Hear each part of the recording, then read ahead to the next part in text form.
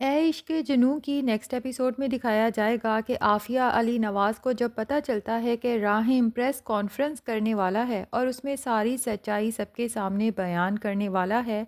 تو عافیہ کافی گھبرا جاتی ہے، کیونکہ اسے یہ تو اندازہ ہے کہ راہم جب ساری دنیا کے سامنے سچائی بولے گا تو علی نواز کو کنونس کرنا بہت مشکل ہو جائے گا کہ راہم جھوٹا اور شہروز سچا ہے۔ اب ایک طرف راہم تیار ہوتے ہوئے سارے پوائنٹس اپنے دماغ میں دہرا رہا ہوتا ہے جو اس نے پریس کانفرنس کے سامنے بولنے ہیں، لیکن اسے اندازہ ہی نہیں کہ دوسری طرف راہم کے پریس کانفرنس سٹارٹ کرنے سے پہلے ہی عافیہ اس کو اریسٹ کروانے کا بندوبست کر چکی ہے۔ اب راہم بیچارہ بے گناہ ہی جیل کی سلاخوں کے پیچھے چلا جاتا ہے، سبھی لوگ اس کے خلاف ہیں، میڈیا اس کے خلاف بول رہا ہے، حتیٰ کہ اس کی محبت ماہین بھی اس کے خلاف ہو چکی ہے۔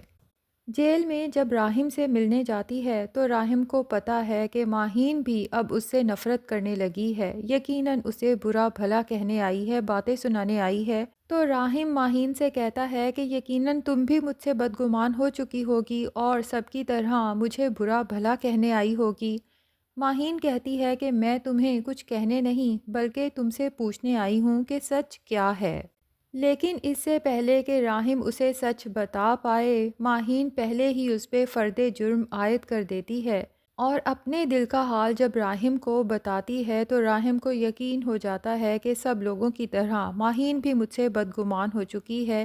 اس لیے سچ بتانے کا کوئی فائدہ نہیں، جیسے باقی سب لوگوں نے، حتیٰ کہ اس کے اپنے باپ نے بھی یقین نہیں کیا تو ماہین بھلا راہم کا کیسے یقین کرے گی؟ تو راہم کے پاس ایک ماہین ہی تھی جسے وہ اپنا سمجھ سکتا تھا، لیکن وہ بھی راہم کی زندگی سے فائنلی چلی جاتی ہے۔ اب ماہین چونکہ اپنے باپ کو بتا کے نہیں آئی تھی کہ وہ راہم سے جیل میں ملنے جا رہی ہے، جب گھر واپس جاتی ہے تو اس کے باپ کو پتہ چل جاتا ہے۔ تو ماہین کے فادر اسے سمجھاتے ہیں کہ جتنا تم اس کے پیچھے جاؤ گی اتنی ہی اپنی عزت ختم کراؤ گی، کچھ تو اپنی اور اپنے باپ کی عزت نفس کا خیال رکھو۔ مجھے تو یہ سمجھ نہیں آتا کہ یہ چھوٹی سی بات آخر تمہاری سمجھ میں کیوں نہیں آتی۔ اب ماہین اپنے باپ کو کیسے بتائے کہ وہ اپنے دل کے ہاتھوں مجبور ہے، اگرچہ اسے راہم پہ اب یقین نہیں رہا اور اسے یہی لگتا ہے کہ جو پوری دنیا کہہ رہی ہے وہی سچ ہے، لیکن اس کے باوجود بھی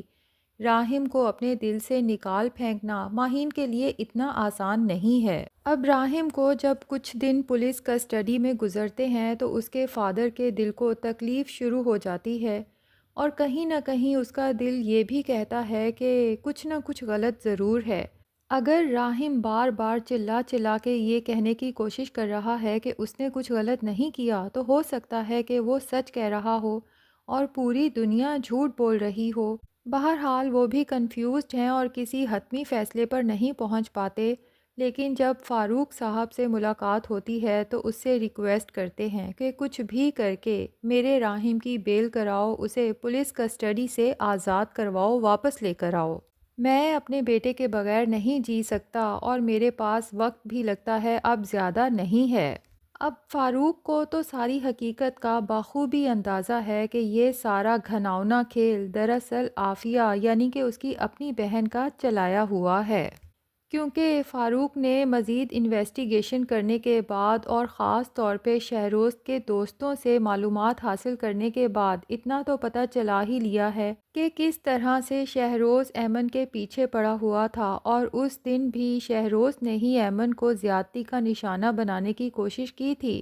لیکن سر پہ چوٹ لگنے کی وجہ سے ایمن بے ہوش ہو گئی اور راہم جو شہروز کے اس گناہ پہ پردہ بھی ڈالنا چاہتا تھا لیکن ساتھ کی ساتھ اس زخمی لڑکی کو بھی بچانا چاہتا تھا، وہ بے گناہ ہی پکڑا گیا اور اصل مجرم شہروز آزاد پھر رہا ہے۔ اس لیے علی نواز کی یہ حالت دیکھ کر فاروق کو بہت تکلیف ہوتی ہے، کافی ایموشنل بھی ہو جاتا ہے اور سیدھا عافیہ کے پاس جاتا ہے اور اسے اچھی خاصی سنا دیتا ہے۔ اپنی بہن سے کہتا ہے کہ تم نے اپنے نالائق نکمے بیٹے کو بچانے کی خاطر ایک ہونہار بیٹے اور اس کے باپ کو ساری دنیا میں رسوا کر دیا۔ تمہیں کچھ اندازہ بھی ہے کہ وہ کس طرح سے اب پوری دنیا کو فیس کریں گے؟ تم نے اپنے حسد اور جلن کی آگ میں اس سارے گھر کو جلا کے راکھ کر دیا۔ لیکن عافیہ بیگم پہ اپنے بھائی کی باتوں کا ذرا برابر اثر نہیں ہوتا، نہ ہی اس کا ضمیر جاگتا ہے اور نہ ہی اسے اپنے کیے پر کوئی شرمندگی محسوس ہوتی ہے۔ اسے تو فکر ہے تو صرف یہ کہ اس کے بیٹے شہروز پر کوئی آنچ نہ آئے۔ اور راحم علی نواز جسے بچپن میں ایڈاپٹ کیا گیا تھا کیونکہ بہت لمبے عرصے تک عافیہ اور علی نواز کی کوئی اولاد نہیں ہوئی تھی، لیکن راحم کو ایڈاپٹ کرنے کے کچھ ہی عرصے بعد ان کے ہاں بھی اولاد یعنی کہ شہروز کی پیدائش ہو گئی تھی۔ تو یہ عافیہ اور علی نواز جو راحم کو بہت محبت پیار چاہت سے ایڈاپٹ کر کے لے کے گئے تھے، اپنی اولاد ہو جانے کے بعد علی نواز کی محبت تو راحم کے لیے ویسی ہی رہی، لیکن عافیہ اس کے ساتھ ستیلوں جیسا سلوک کرنے لگی۔ اب دوسری طرف جمال نے ایمن اور اس کے گھر والوں کی زندگی اجیرن کر رکھی ہے، کیونکہ ایک طرف تو وہ اپنی ماں کو ایمن کے گھر بھیجتا ہے تاکہ جلد سے جلد ایمن کے ساتھ اس کا رشتہ پکا ہو جائے، اور دوسری طرف وہ پلان کر چکا ہے کہ راحم اور اس کے گھر والوں کو بلیک میل کر کے ان سے بھی اچھی خاصی رقم بٹور لے گا۔ اور پھر اس بات پر بھی خوش ہے کہ جمال کی جو راحم کے ساتھ آخری لڑائی ہوئی تھی اسے بھی میڈیا نے کور کیا تھا، اور اس کے بعد جمال کو بھی لوگ پہچاننے لگے ہیں، تو وہ تو اب خود کو ہیرو ہی سمجھنے لگا ہے اور سوچ رہا ہے کہ جتنا زیادہ اس مسئلے کو لمبا کھینچوں گا اتنی ہی بڑی رقم ان لوگوں سے بٹور سکوں گا۔ اسی لیے راحم کو بھی مزید بلیک میل کرنے کے لیے جیل میں اس سے ملنے پہنچ جاتا ہے اور اسے کہتا ہے کہ اگر میں تمہیں جیل کی سلاخوں کے پیچھے پہنچا سکتا ہوں تو یاد رکھنا کہ تمہارے ساتھ اس سے بھی زیادہ برا کر سکتا ہوں۔ وہ تو اتفاق سے پولیس آفیسر جمال کو وہاں دیکھ لیتا ہے اور اس کی اچھی خاصی دھلائی کر دیتا ہے، لیکن وہ ایسا ڈھیٹ ہے کہ جاتے جاتے بھی راحم کی جیل کی سلاخوں کے پیچھے اپنے موبائل سے پکچر بنانا نہیں بھولتا، اور ساتھ ہی اسے تڑی لگاتا ہے کہ تمہیں تو میں کڑی سے کڑی سزا دلوا کے ہی رہوں گا۔ دوسری طرف علی نواز کی حالت کو دیکھتے ہوئے اور اس کی ریکویسٹ پہ فاروق صاحب بھی راحم سے جیل میں ملاقات کے لیے جاتے ہیں، لیکن راحم کو اب فاروق پر بھروسہ نہیں رہا، اس لیے اسے صاف سنا دیتا ہے کہ اب مجھے آپ کی جھوٹی وکالت کی بالکل بھی ضرورت نہیں رہی۔ آپ کی بہن نے بھی تو ساری زندگی میرے ساتھ ہمدردی کا ڈرامہ کیا ہے۔ لیکن فاروق صاحب راحم کو تسلی دیتے ہوئے کہتے ہیں کہ راحم فکر نہ کرو اور تسلی رکھو، میں تمہیں ضرور بچا لوں گا۔ لیکن راحم سوچتا ہے کہ فاروق عافیہ کا بھائی اور شہروز کا سگا ماموں ہے، بھلا مجھے کیسے بچائے گا، اس لیے فاروق سے کہہ ہی دیتا ہے کہ مجھے بچانے کا مطلب آپ سمجھتے ہیں نا کہ آپ کو اپنے سگے بھانجے شہروز کو بے نقاب کرنا ہوگا۔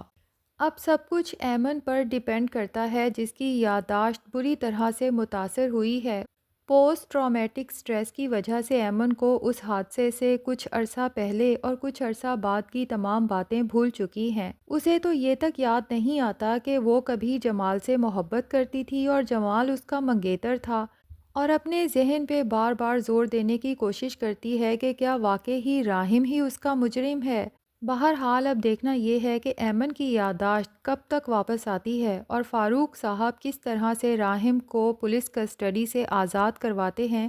کہ راحم بھی آزاد ہو جائے اور شہروز کے گناہ پر بھی پردہ پڑا رہے۔ تو ناظرین، آپ کو اے عشق جنوں ڈرامہ کا ہمارا ریویو کیسا لگا؟ کمنٹ سیکشن میں اپنی رائے کے اظہار کے ساتھ ساتھ چینل کو سبسکرائب بھی ضرور کر لیں۔